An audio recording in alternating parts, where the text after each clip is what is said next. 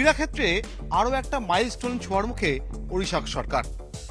এই মুহূর্তে কলিঙ্গ স্পোর্টস এরিনার মধ্যে ওড়িশা গভর্নমেন্ট তারা তৈরি করে ফেলেছে দেশের, শুধু দেশের কেন, সাউথ ইস্ট এশিয়ার সব থেকে বড় ইনডোর অ্যাথলেটিক স্টেডিয়াম। আর এই মুহূর্তে আমি দাঁড়িয়ে আছি সেই ইনডোর অ্যাথলেটিক স্টেডিয়ামের ট্র্যাকের মধ্যে।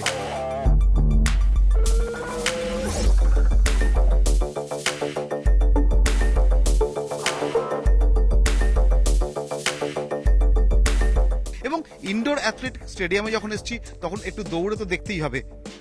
সত্যি সত্যি দুর্দান্ত এরকম স্টেডিয়াম শুধুমাত্র ভারতে নয়, সাউথ ইস্ট এশিয়াতেও প্রথমবার। এবং শুধুমাত্র তাই নয়, এখানে 2000 আসন বিশিষ্ট গ্যালারি রয়েছে।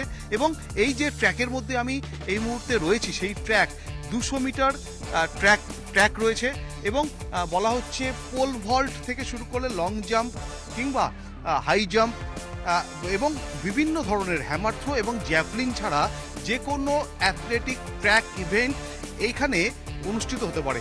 খুব শীঘ্রই, খুব সম্ভবত ফেব্রুয়ারি বা মার্চ মাসে এই ইনডোর অ্যাথলেটিক স্টেডিয়ামের উদ্বোধন হয়ে যাবে। এবং যেটা বলা হচ্ছে আরও যে ফিলিপাইন্সে বিশ্বের সর্ববৃহৎ ইনডোর অ্যাথলেটিক স্টেডিয়াম রয়েছে, যেটার সিটিং ক্যাপাসিটি 55,000। অতটা না হলেও ওড়িশা সরকার তারা যে ইনডোর অ্যাথলেটিক স্টেডিয়াম তৈরি করেছে সেটাও কিন্তু কম বড় নয়। এবং দেশের মধ্যে একটা নজির তৈরি করেছে ওড়িশা সরকার ক্রীড়াক্ষেত্রে এই ইনডোর অ্যাথলেটিক স্টেডিয়ামের মাধ্যমে। 200 মিটার ট্র্যাক রয়েছে, 110 মিটারের হার্ডলস দৌড়ের জন্য রয়েছে, প্র্যাকটিস ট্র্যাক।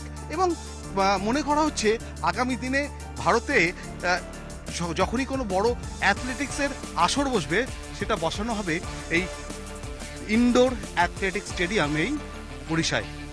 ক্যামেরায় কাঞ্চন ভৌমিকের সঙ্গে পারাদীপ ঘোষ, নিউজ 18 বাংলা, কলিঙ্গ স্টেডিয়াম।